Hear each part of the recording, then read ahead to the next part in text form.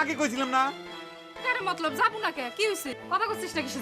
বাংলাদেশের ছোট পর্দার নাটকের জগতে আখম হাসান ও চঞ্চল চৌধুরী এমন দুই অভিনেতার নাম যারা দীর্ঘদিন ধরে দর্শকদের হাসি ও আবেগ বিনোদন দিয়ে আসছেন। তাদের অভিনয়ের ধরন, সংলাপ উপস্থাপন, বাস্তবধর্মী চরিত্র ফুটিয়ে তোলার ক্ষমতা তাদেরকে সাধারণ দর্শকদের কাছে অত্যন্ত জনপ্রিয় করে তুলেছে। আখম হাসান মূলত কমেডি ও সহজ সরল চরিত্রে অভিনয়ের জন্য পরিচিত, আর অভিনয়ের গ্রামীণ জীবনের সরলতা, হাস্যরস্য খুবই স্বাভাবিকভাবে উঠে আসে। সংলাপ বলার আলাদা স্টাইল, মুখভঙ্গির কারণে তিনি ছোট পর্দায় নিজের আলাদা পরিচয় তৈরি করতে সক্ষম হয়েছেন। দর্শকরা তাকে এমন একজন অভিনেতা হিসেবে দেখেন যিনি খুব সহজে সাধারণ একটি চরিত্রকে প্রাণবন্ত করে তুলতে পারেন। অন্যদিকে চঞ্চল চৌধুরী বাংলাদেশের অন্যতম বহুমুখী অভিনেতা হিসেবে পরিচিত। তিনি কমেডি, সিরিয়াস এবং গ্রামীণ কিংবা শহুরে সব ধরনের চরিত্রে অসাধারণ অভিনয় দক্ষতা দেখিয়েছেন। নাটকের পাশাপাশি চলচ্চিত্র ও আন্তর্জাতিক অঙ্গনে তিনি প্রশংসা অর্জন করেছেন। তার অভিনয়ের বাস্তবতা, আবেগের গভীরতা দর্শকদের আলাদাভাবে স্পর্শ করে। এই দুই অভিনেতা একসঙ্গে অসংখ্য নাটকে কাজ করেছেন, যেখানে বন্ধুত্ব, পারিবারিক সম্পর্ক, গ্রামীণ জীবন, হাস্যরোত্তক পরিস্থিতিগুলো অত্যন্ত সুন্দরভাবে তুলে ধরেছেন। তাদের যুগল অভিনয়ে দর্শকরা যেমন হাসি আনন্দ পেয়েছেন, তেমনি অনেক সময় সমাজের বাস্তব চিত্র দেখতে পেয়েছেন। বিশেষ করে গ্রামীণ পটভূমিতে নির্মিত নাটকগুলোতে আখম হাসান ও চঞ্চল চৌধুরীর রসায়ন দর্শকদের কাছে খুবই জনপ্রিয় হয়ে ওঠে। একজন সরল কমেডি আর অন্যজনের শক্তিশালী অভিনয়, এই সমন্বয় নাটকগুলোকে আরো প্রাণবন্ত করেছে। তাদের সংলাপ, দৃশ্য এখনো সামাজিক যোগাযোগ মাধ্যমে ভাইরাল হতে দেখা যায়। বাংলা নাটকের সোনালী সময়ের অন্যতম বড় শক্তি ছিলেন এই দুই অভিনেতা। তারা শুধু বিনোদন দেননি, বরং ছোট পর্দার নাটকে সাধারণ মানুষের জীবনের খুব কাছাকাছি নিয়ে যেতে